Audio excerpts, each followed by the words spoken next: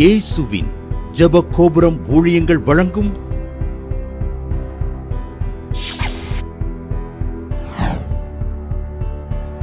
நம்பிக்கையிலே சந்தோஷமாயிருங்கள்.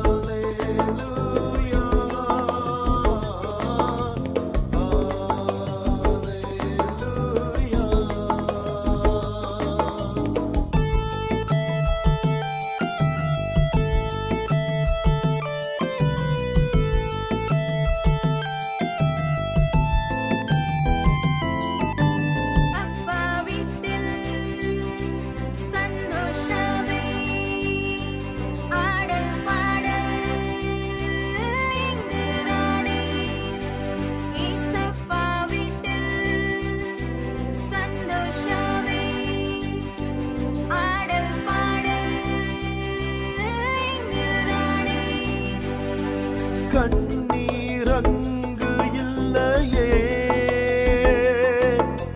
வியாதி வறுமையில்லையே. ஓஹோ, கண்ணீரங்கு இல்லையே,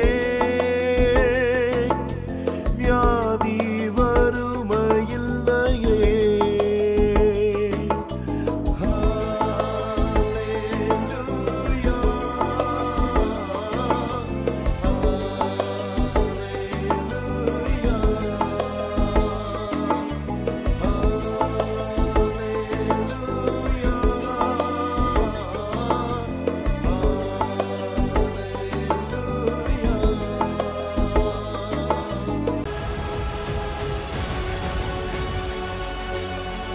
இயேசுவுக்கு மகிமை உண்டாவதாக. ஒவ்வொரு ஞாயிற்றுக்கிழமை மாலை 7:30 மணிக்கு ஜாய் டிவியில் நம்பிக்கையிலே சந்தோஷமாய் இருங்கள் என்ற இந்த நிகழ்ச்சியின் சாட்சியின் வேலைக்கு உங்கள் அனைவரையும் அன்புடன் வரவேற்கிறேன். மதுரையிலிருந்து லதாங்கிறவங்க எழுதியிருக்காங்க, தன் மகளுக்கு திருமண காரியங்கள் தடைபட்டு கொண்டு இருந்தது.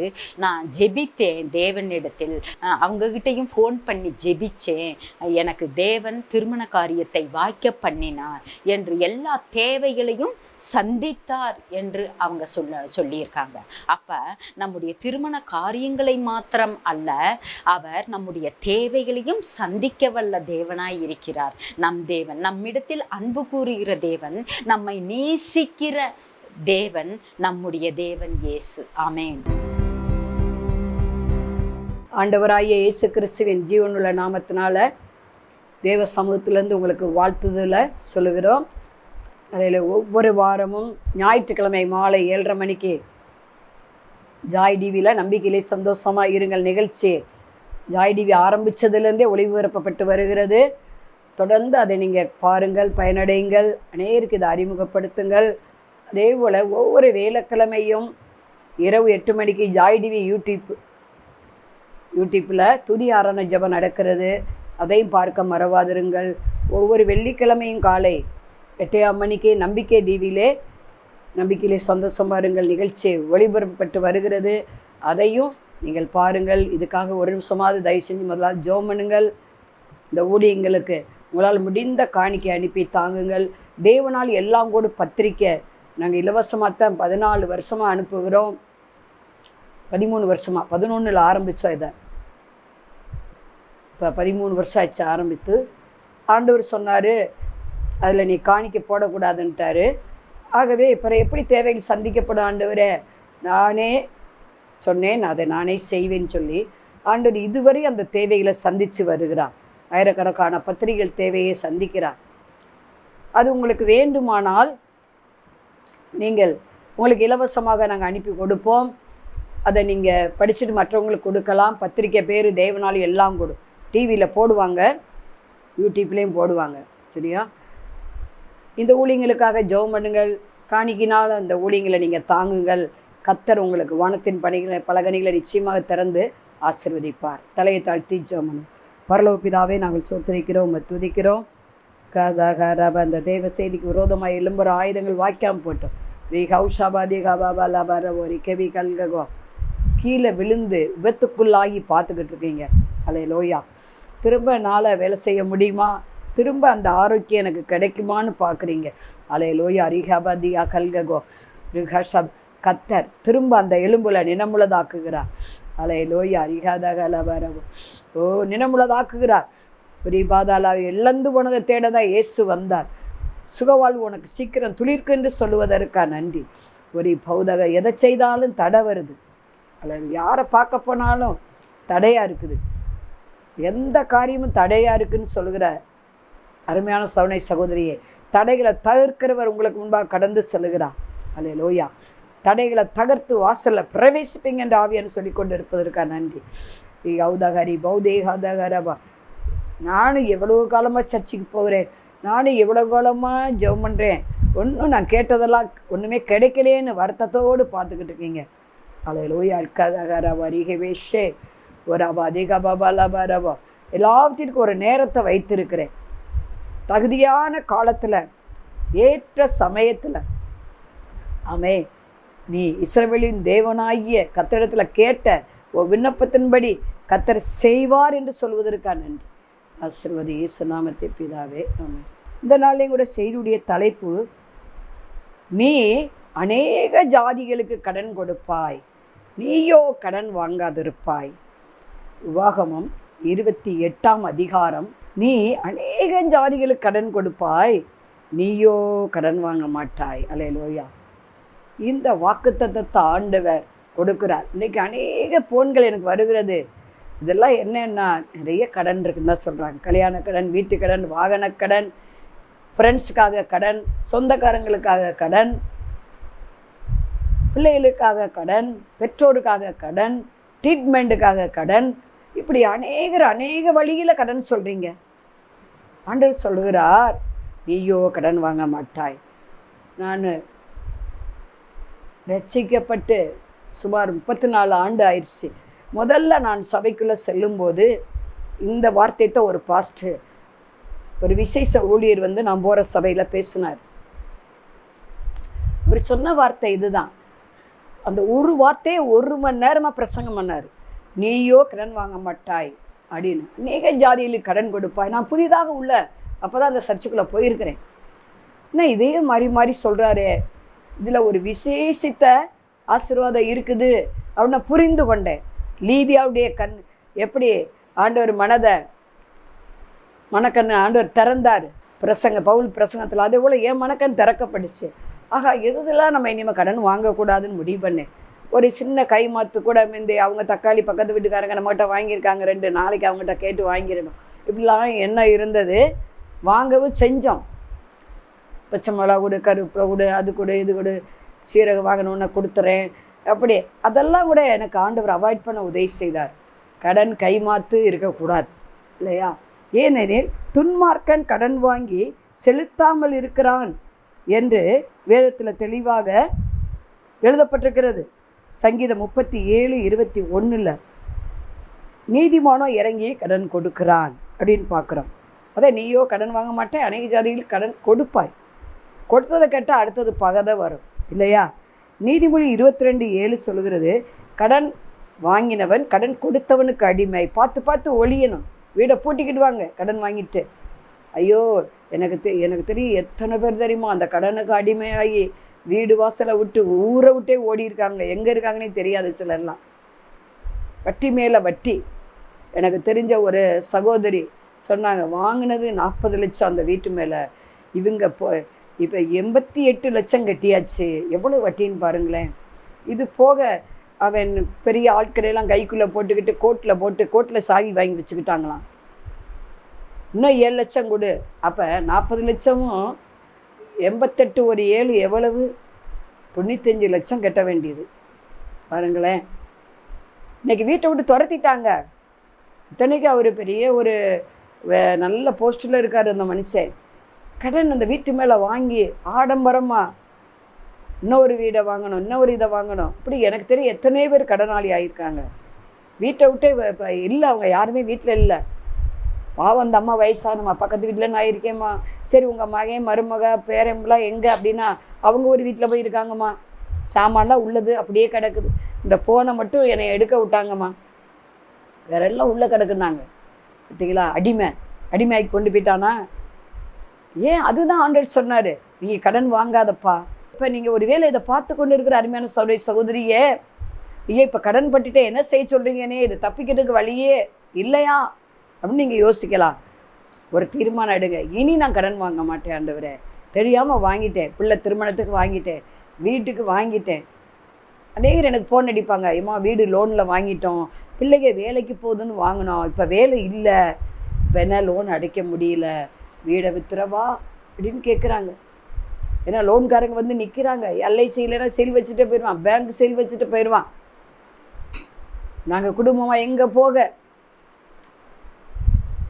பாருங்க. இன்னைக்கு கடன் பெரிய உயிரையே அது வாங்கிடுது பாருங்களேன். எத்தனை பேர் மரித்து போகிறாங்க கடனால். இது எதுக்கு நமக்கு இந்த வாழ்க்கை அப்படின்னு தற்கொலை பண்ணிக்கிறாங்க. தயவு செஞ்சு அந்த முடிவுக்கு தேவையில் வரக்கூடாது. ஆண்டவரே என்னை மன்னிங்க, கடன் வாங்கினது தப்புதப்பா, மன்னிச்சிருங்க ஆண்டவரே, இனி நான் வாங்க மாட்டேன்னு ஒரு தீர்மானம் எடுங்க. ஆண்டவர் சமூகத்தில் சொல்லுங்க. அப்போ ஆண்டவர் நிச்சயம் உங்களுக்கு வழியை திறப்பார். எனக்கு தெரிஞ்ச ஒரு சகோதரன், அவருக்கு 1 கோடி கடனுக்கு மேலே ஆகிப்போச்சு. கொடுத்த வியாபாரிகள்லாம் வந்து வீட்டில் நிற்கிறாங்க. அவர் உடனே காணாமல் போயிட்டார், எங்கிட்டு போனாருன்னு தெரியல. ஒரு லெட்ரு வேறு எழுதி வச்சுட்டு போயிட்டார். 2 பிள்ளைங்க அவருக்கு. மனைவி வந்து என்கிட்ட அழுகுறாங்க லெட்டரை காமிச்சு, நான் இன்னைக்கு வீட்டுக்கே வரமாட்டேன், என்னை தேடாதீங்கன்னு சொல்லிட்டு போயிட்டாரு. ஐயோ நானும் என் பிள்ளைகள் என்ன செய்ய போகிறோம் அப்படின்னு சொல்லி வந்து அழுதாங்க. அவளுக்காக ப்ரேயர் பண்ணோம். அவர் ஒரு 4-5 நாளில் திரும்ப வீட்டுக்கு வந்துட்டார். ஜெபம் அவரை கொண்டு வந்தது. அப்புறம் அவரையும் வச்சு சுவிசேஷம் சொன்னோம். ஆண்டவரே நான் தெரியாமல் பண்ணிட்டே, ஆண்டவரே மன்னிச்சிருங்கன்னு கேளுங்க. குடும்பமாக ஆண்டவர்கிட்ட மன்னிப்பு கேட்டாங்க. இனிமேல் நான் அந்த தப்பை பண்ண மாட்டேன் ஆண்டவரே அப்படின்னு ஜோம் பண்ணி ஒப்பு கொடுத்தாங்க. தொடர்ந்து ப்ரேயருக்கு வந்தாங்க, சர்ச்சுக்கு வந்தாங்க, ஞானஸ்தானம் வாங்கினாங்க, ஆண்டவர் பிள்ளையாக மாறிட்டாங்க. ஆனால் அதுக்கப்புறம் நடந்த சம்பவம் என்னென்னா, கடன்காரங்க முன்னாடி தான் வராங்க. இவர் ஒரு கடைக்கு சம்பளத்துக்கு போயிட்டார், வேறு ஊருக்கு போயிட்டார். அங்கே போய் மனைவியை மாதம் பிள்ளைகளை பார்க்க வருவார். இவர் கடன் பட்டவருங்க முன்னாடி தான் அவராட்டுக்கு நடந்து போகிறாராம். அவங்க கண்டுக்காமல் போகிறாங்களாம். ஏன்? குருட்டாட்டம் பண்ணிட்டார் ஆண்டவர். அது மாத்திரமல்ல, ஆண்டவர் கொஞ்சம் கொஞ்சமாக அடைக்க, அது இவ்வளவுன்னு பேசி, ஒன்றுக்கு பாதியை நம்ம பேசி கொஞ்சம் கொஞ்சமாக அடைக்க கர்த்தர் உதவி செய்தார். சரி இவ்வளோ எனக்கு கொடுக்க முடியாது, அசலை கொடு, வட்டி வேண்டாம், அப்படி கொஞ்சம் கொஞ்சமாக அடைக்க கர்த்தர் உதவி செஞ்சார். இன்றைக்கி அவங்க இழந்து போன அந்த 60 பவுனை திரும்ப பெற்றுக்கிட்டாங்க. 60 பவுன் இழந்துட்டாங்க. வேற சொந்த மனைவியுடைய நகை, அது அவங்க அம்மா வீட்டில் போட்டது. எல்லாவற்றையும் ஆண்டவர் திருப்பி கொடுத்தார். காரணம், தீர்மானம் எடுத்தாங்க. நீங்களும் அந்த மாதிரி தீர்மானம் எடுங்க. அங்கே உபாகமம் 1 முதல் 15 வரை அதை சொல்லப்பட்டிருக்கிறது. இன்று நான் உனக்கு விதிக்கிற உன் தேவனாய கர்த்தருடைய கட்டளையின்படி எல்லாம் செய்ய நீ கவனமாக இருப்பதற்கு நீ உண்மையாய் என் சத்தத்துக்கு செவிசாயே. நான் அன்னைக்கு உண்மையாக செவிசாய்த்தேன். 34 வருஷத்துக்கு முன்பு என்னையே பார்த்தாரு. ஆனால் என் கணவர் இந்த சத்தியத்துக்குள்ளே வரலை. ஆனால் என் முகத்தை ஆண்டவர் பார்த்தார், யோபு முகத்தை பார்த்தது போல. எத்தனை பிரச்சனைகள் வந்தது. என் ஒரே மகனுக்கு மரண போராட்டம், ஆஸ்பத்திரியில் எவ்வளவோ செலவு. அந்த நாட்களே 40 லட்சம் செலவு, 94 முதல் 99 வரை. ஆனால் அது கடன் இல்லாமல் ஆண்டவர் வச்சார். எப்படி கொடுத்தாங்க எல்லாரும், ஆனால் கேட்கல. ஆண்டவர்கிட்ட நான் ஜெபம் பண்ணேன், வாங்குவதை பாக்கியம் கொடுப்பதை பாக்கியம். என் கணவருக்கு சமீபத்தில் 19வது வருஷத்தில் ஸ்ட்ரோக் வந்து ரொம்ப சிரமப்பட்டார். அவருக்கு லட்சக்கணக்காக செலவு. ஆண்டவரை சொல்லிட்டேன், ஆண்டவரே எனக்கு காசு பணம் எதுவும் இல்லை, நீங்கள் கொடுத்தீங்கன்னா ட்ரீட்மெண்ட் நடக்கும், இல்லைன்னா நடக்காது. ஆண்டவர் கொடுத்தார். யார்ட்டையும் கடனே இல்லை. ஆண்டவரை நேசிக்கிற பிள்ளைங்கள் எவ்வளவு கட்டணும் பாருங்க, ஒரு கடன் இல்லாமல் நடத்தினார். 2 பிள்ளைகளுடைய திருமணம், கடன் வாங்க மாட்டேன், அவங்க அப்படி இருந்துட்டாலும் பரவாயில்ல ஆண்டவரை தீர்மானம் எடுத்தேன், கடன் இல்லாமல் செஞ்சார் ஆண்டவர். நம்ம எடுக்கிற தீர்மானம் தான் கடன் இல்லாமல் வாழ வைக்கும். நமக்கு விரோதமாக ஒரு வழியாக வர்றவங்க 7 வழியாக ஓடி போவாங்க பாருங்க, கண்டிப்பாக போயிடுவாங்க. ஐயோ பணத்தை கொடு வட்டியோட குடுன்னு வருவாங்க. நம்ம தெரியாமல் செஞ்சிட்டோம். தெரியாமல் செஞ்ச காலங்களில் ஆண்டவர் அறியாத பொருள் தான் இருக்கிறாரு. இப்போ தெரிஞ்சு அதை அடிக்கப்படக்கூடாது. எத்தனை விசுவாசிகள் கடன் வாங்கக்கூடாதுன்னு தெரிஞ்சோம், சூழ்நிலைக்கு வாங்கிடுறாங்க, சுயத்தில் வாங்கிடுறாங்க, மாம்ச இச்சையில் வாங்கிடுறாங்க. அடைச்சிடலாம், அப்படி அடைச்சிடலாம், இப்படி அடைச்சிடலாம். வீடு மிங்கி போகும், வாகனம் மிங்கி போகும், வாகனத்தை கொடுத்தவங்க எடுத்துகிட்டு போயிடுவாங்க. இன்றைக்கி ஒரு சைக்கிள் கூட இல்லாமல் எத்தனை பேர் கஷ்டப்படுறாங்க தெரியுமா? யோசிக்காமல் வார்த்தையை மீறுவதான் தண்டனை. ஆண்டவர் வார்த்தையை மீறாதீங்க தயவு செஞ்சு. இனிமேல் நான் கடன் வாங்க மாட்டேன்னு ஒரு பொருத்தனை பண்ணுங்க. உங்களுக்கு விரோதமாக வர்றவங்க 7 வழியாக ஓடி போவாங்க. சத்துருக்களின் வாசலை நீங்கள் நிச்சயமாக சுதந்திரிப்பீங்க. கண்டிப்பாக அன்பு கடனை தவிர மற்றவர்கள் கடன்படாதிருங்கள். அப்படி தான் வேதத்தில் தெளிவாக எழுதப்பட்டிருக்கு. ரோமர் 13:8 அன்பு கடனை தவிர மற்றவர்களும் கடன் கூடாதிருங்கள். இங்கே நம்ம பார்க்குற 1 தீமோத்தேயு 1:5 கற்பனையின் பொருள் என்னவென்றால் சுத்தமான இருதயத்திலும் நல் மனச்சாட்சியிலும் மாயமற்ற விசுவாசத்தில் பிறகு அன்பே. அன்பு எப்படி இருக்கணும்? அன்பு கடன் தான் இருக்கணும். அது எப்படி இருக்கணுமா? சுத்தமான இருதயத்திலும் நல்ல மனச்சாட்சியிலும் மாயமற்ற விசுவாசம், கள்ளங்கபடற்ற ஒரு விசுவாசமாக இருக்கணும். ஆண்டவரால் தொடங்கப்படுகிற விசுவாசமாக இருக்கணும். ஆண்டவரால் முடிக்கப்படுகிற விசுவாசமாக இருக்கணும். அவர் நாமத்தை நாம் பற்றி விசுவாசம், அவரால் உண்டாகி விசுவாசம், இந்த 2 இணையும் போது மகா பெரிய காரியங்களை செய்யும். நம்ம வாழ்க்கையில் ஊழியத்தில் செய்யும். அதை தான் நம்ம அங்கே அப்போஸ்தலர் 3:16 நம்ம வாசிக்கிறோம் இல்லையா? 40 வருஷத்துக்கு மேலே உள்ள சப்பானியை எப்படி ஆண்டவர் எழுப்பினார் பேதுரு மூலம். அவர் நாமத்தை பற்றி விசுவாசம், அவரால் உண்டாகி விசுவாசம், 2 சேரும்போது தான் அதை மாயமற்ற விசுவாசம், மாயமற்ற ஒரு அன்பினால் பிறக்கிற விசுவாசம். அன்பினால் கிரியை செய்கிற விசுவாசம் தான் ஆண்டவர் எதிர்பார்க்குற ஒரு விசுவாசம். அப்படிப்பட்ட விசுவாசம் வேணும் நமக்கு. விசுவாசமாக கடன் வாங்கக்கூடாது. கல்யாணத்தை ஆண்டவர் நடத்துவார். ஐயோ கல்யாணம் டேட்டு வச்சாச்சு, எத்தனை பேருக்கு நான் இதை சொல்லியிருக்கேன்.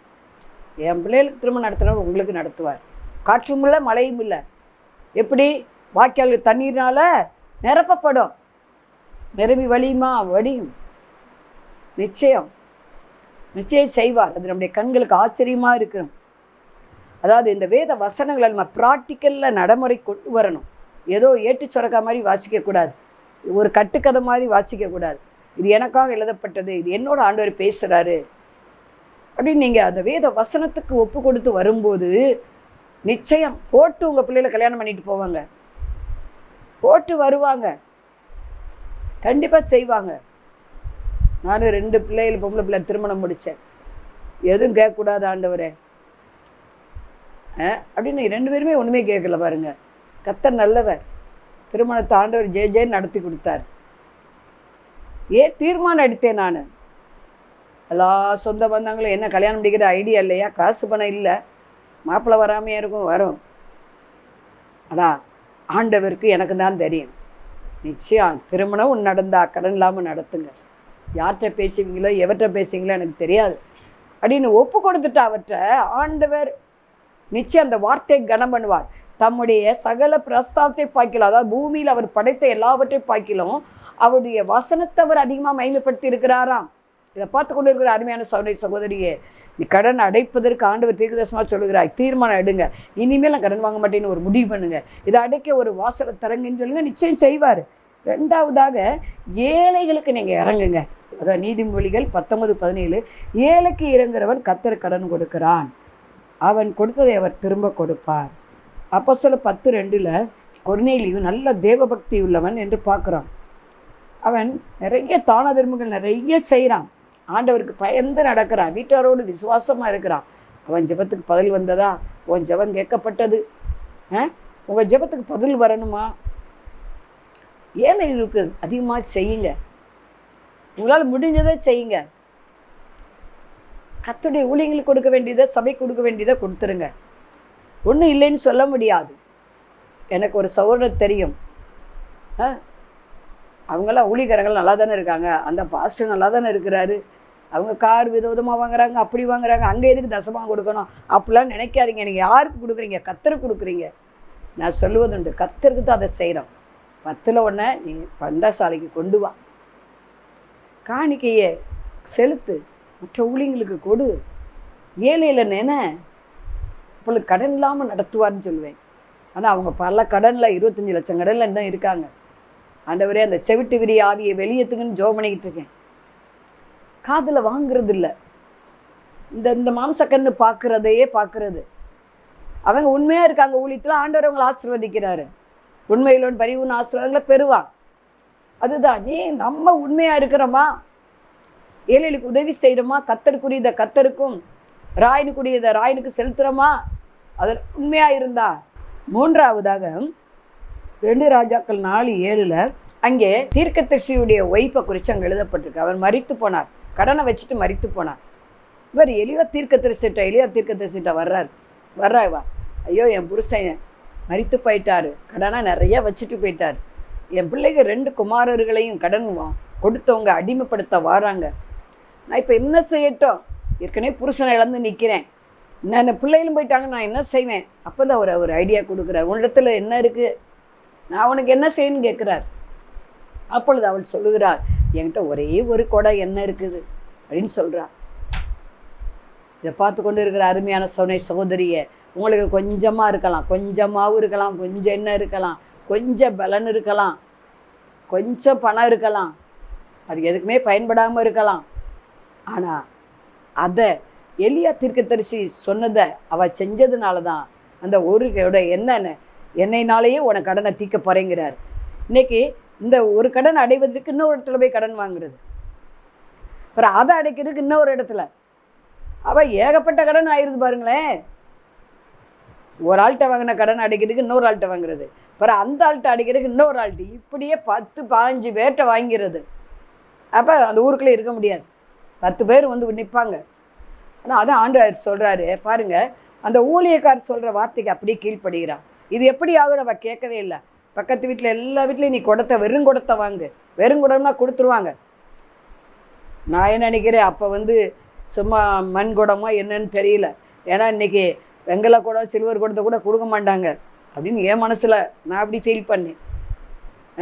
அப்போ அந்த எண்ணெய் ஊற்றக்கூடிய அந்த குடங்கள், பெரிய பெரிய குடம், வெறுங்குடத்தை வாங்கி உன் பிள்ளைகளுக்கு கதவு பூட்டு. ஏன்னா உன் பிள்ளைகளுக்கு ஆண்டவர் செய்கிற காரியங்கள் தெரியணும். கடன் அவங்க வாங்கக்கூடாது, தகப்பன் வழியில் அவங்க போயிடக்கூடாது, ஆண்டவர் செய்கிற காரியம் அவங்களுக்கு தெரியணும் என்று சொல்லி உன் பிள்ளைகளையும் வச்சு கதவை போட்டு நீ என்ன பைய ஊட்டி அந்த அதெல்லாம் அந்த ஒரு குடத்தில் இருக்கிற எண்ணெயை மற்ற குடங்களுக்கு ஊற்று.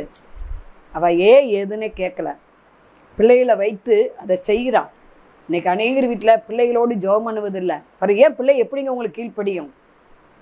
பிள்ளைகளுக்கும் அந்த ஜெபத்தினால வருகிற அற்புதங்களை அவங்களும் பார்க்கணும். அவன் ஜெபத்துக்கு வரமாட்டான், அது உட்காராது. இப்படிலாம் பேசாதீங்க தயவு செஞ்சு. பாருங்கள், உங்கள் வீட்டில் பெரிய அற்புதம் நடப்பதற்கு ஆண்டவர் ப்ளஸ் பண்ணதற்கு குடும்ப ஜெபம் ரொம்ப முக்கியம். ஏன் அந்த 2 பிள்ளைகளையும் உள்ளே வச்சு கதவை போட்டுறா? இது எதை குறிக்கக்கூடியதாக இருக்கிறது? குடும்பமாக ஆண்டவரை மகிமைப்படுத்துங்க, குடும்பமாக ஆண்டவருடைய வார்த்தை கீழ்ப்படிங்க, குடும்பமாக ஆண்டவரை தேடுங்க. பாருங்கள், அந்த அற்புதம் நடக்குது பார்த்தீங்களா? அந்த குடத்தை அவங்க பிள்ளையை தூக்கி கொடுக்குறாங்க, அப்படியே ஊற்ற அப்படியே இன்னும் வந்துக்கிட்டே இருக்குது. இதுதான் அற்புதம். உங்கள் கடன் அடைக்க ஆண்டவர் அப்படிப்பட்ட ஒரு அற்புதத்தை செய்ய போகிறார். நீங்கள் உங்கள் பிள்ளைகளையும் கீழ்ப்படுத்தி வீட்டில் நல்லா குடும்ப ஜெபம் பண்ணுங்க. அது அடங்காது, விட்டுறாதீங்க. அவங்க அடங்கணும்னு ஜெபம் பண்ணுங்க. பிள்ளைகள் பெற்றோருக்கு கீழ்ப்படியணும், அப்போ தான் அவங்க வாழ்நாள் நல்லா இருக்கும். எபேசியர் 6 எழுதப்பட்டிருக்குது. பெற்றோர் சொல்கிறத பிள்ளைய கேட்கணும், அப்போ தான் பின்னாட்கள் நல்லா இருக்கும். இஷ்டத்துக்கு விடப்பட்ட பிள்ளைய விடாதீங்க. அவளை மாதிரியா நீங்களும் கதவு பூட்டி பிள்ளைகளோடு உட்காருங்க. மற்ற பெரிய காரியத்தை செய்வார். பாருங்கள், அவள் கடன் அடைக்கப்பட்டது, மீதி இருந்தது, மீதியை கொண்டு நீ உன் பிள்ளைகளும் ஜீவனம் பண்ணுங்க. இதை பார்த்து கொண்டு அருமையான சௌரி ஆண்டவர் தீர்க்கதரிசனமாக சொல்கிறார், உங்கள் கடன் இத்தோடு முடிய போகுது. ஆண்டவர் வழியை தேடுங்கள், மன்னிப்பு கேளுங்கள், கர்த்தர் பெரிய காரியங்களை செய்வார். ஜெபம். பரலோக பிதாவே, நாங்கள் சொத்திரிக்கிறோம், துதிக்கிறோம். அதாக யார் யார் கடனோட பார்க்குறாங்களோ, பாவக்கடன், சாபக்கடன், அக்கிரமக்கடன், பொருளாதார கடன், வியாதிங்கிற கடன், இதெல்லாம் இயேசுவி நாமத்தினால நீங்கி போவதாக. ராகாதாக ராபோஷே ஓராபாதிகா பாபா லாபா ரபோரிகவா ஓராபா லாபாரி பாதகலி அக்கர கதிகபா.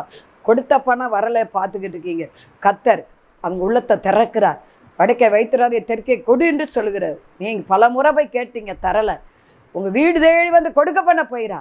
அலை லோயாரிக்கு அதிகாரா போஷே ஒரே பௌதகதி அபபல் அவரபோரி கபபல் அவரபோஷே. அடிக்கடி ஜலி பிடிக்குது, நோய் எதிர்சக்தி இல்லை, அடிக்கடி உடம்பு முடியல. ஏசு பரிபூர சுகத்தை தருகிறார். அலையலோ இனி தேடி காணாதிருப்பா என்று சொல்கிறார். அலை லோயாரிக்காதகரி பௌதகர வசே தி பௌதகர வஷே பாபா. தூர தேசத்தில் இருக்கிற பிள்ளைகளுக்காக ஜெபிக்கிற அருமையான சகோதரியை அலையலோயா, அவரை நான் ஆசீர்வதிப்பேன். அந்த தேசத்தில் நிலங்கள் வாங்கும்படி, வீடு வாங்கும்படி வைப்பேன் என்று சொல்வதற்காக நன்றி. இயேசு நாமத்தில் பிதாவே, ஆமென். அன்பானவர்களே, அதிசய கல்வாரி ஊழியங்கள் மூலம் ஒவ்வொரு மாதமும் தேவனால் எல்லாம் கூடும் பத்திரிகையை நாங்கள் வெளியிடுகிறோம். தேவ சமூக பாடல்கள் DVD, ACD இந்த பாடல்களை நாங்கள் வெளியிடுகிறோம். அதிசய கல்வாரி ஊழியம் இது தீர்க்க தரிசன ஜெப ஊழியமாக நடைபெறுகிறது.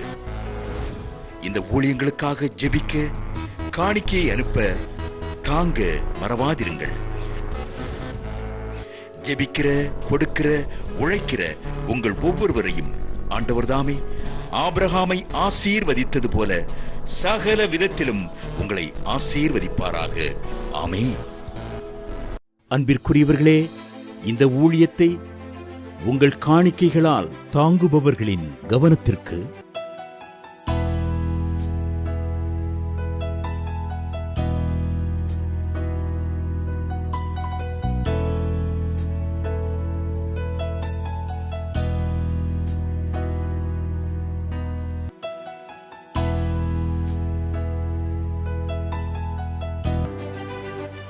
எங்களது முகவரி சகோதரி எலிசபெத் சுந்தர்ராஜன், எண் 27, பொதிகை தெரு, குழந்தை சாமி நகர், வண்டியூர், மதுரை 20.